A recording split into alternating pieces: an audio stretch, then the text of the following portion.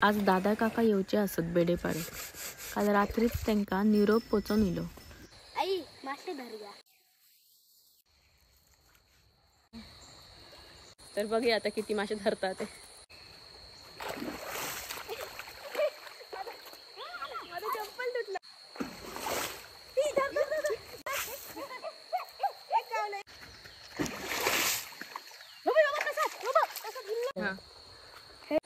अशा रीतीने आम्ही 4 मासे धरलेले असत सक्सेसफुली आणि त्यांना आम्ही थोड्या वेळाने सोडतो.